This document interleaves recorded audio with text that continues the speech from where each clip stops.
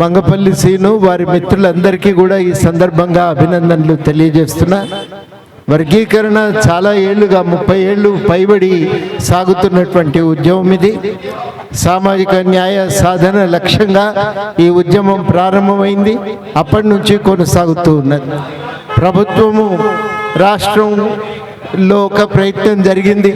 Court తీర్పు వల్ల అది ఇవాళ ఢిల్లీలో ఒక చట్టం చేయవలసిన అవసరం ఏర్పడ్డది. ఇప్పటికైనా ఢిల్లీ ప్రభుత్వము వర్గీకరణ అధికారాన్ని రాష్ట్రాలకు కల్పిస్తూ చట్టాన్ని చేయాలి. ఆ చట్టం చేసినప్పుడు వర్గీకరణ చేసుకోవటానికి అవకాశం కలుగుతుంది. అట్లాంటి చట్టం కేంద్రం వెంటనే పార్లమెంట్లో చేయాలి. దానికి ఇంకా కొత్తగా కమిటీలు వేయవలసిన అవసరం లేదు. ఈ కమిటీలు ఇప్పటికే ఏర్పడ్డాయి. ఉషా మెహ్రా కమిటీ ఉంది, దాని నివేదిక ఉంది. కాబట్టి అట్లాంటి అవసరం లేదు.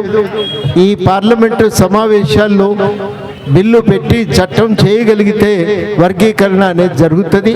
దానికోసము అందరం కూడా ఒక ప్రయత్నం చేయవలసిన అవసరం ఉంది. నేను వంగపల్లి సీన్ గారికి చెప్పేది ఏంటంటే, దీన్ని తప్పనిసరిగా ఒక సంఘటిత ఉద్యమంగా నడపాలి. మాదిగ సమాజాన్ని కూడా ఒక ఏకతాటి మీదకి తేవాలి. అందరూ ఐక్యంగా లేకపోతే ఈ ఉద్యమం ముందుకు పోవడం కష్టమవుతుంది.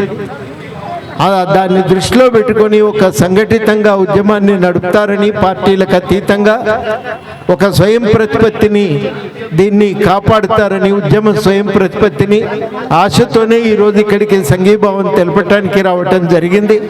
అట్లాంటి ఒక ఉద్యమాన్ని ముందుకు తీసుకెళ్తారనేటువంటి ఉద్దేశంతో అందరం కూడా ఇక్కడ పాల్గొన్నాం. ఆ ప్రయత్నం జరుగుతుందని, ముందుకు వెళ్తుందని ఒక ఆశతో మరి వాళ్ళటి ఈ కార్యక్రమానికి నేను సంపూర్ణ మద్దతు తెలియజేస్తూ, డిమాండ్కు మద్దతు తెలియజేస్తూ, వారికి అభినందనలు తెలియజేస్తూ నేను సెలవు తీసుకుంటాను.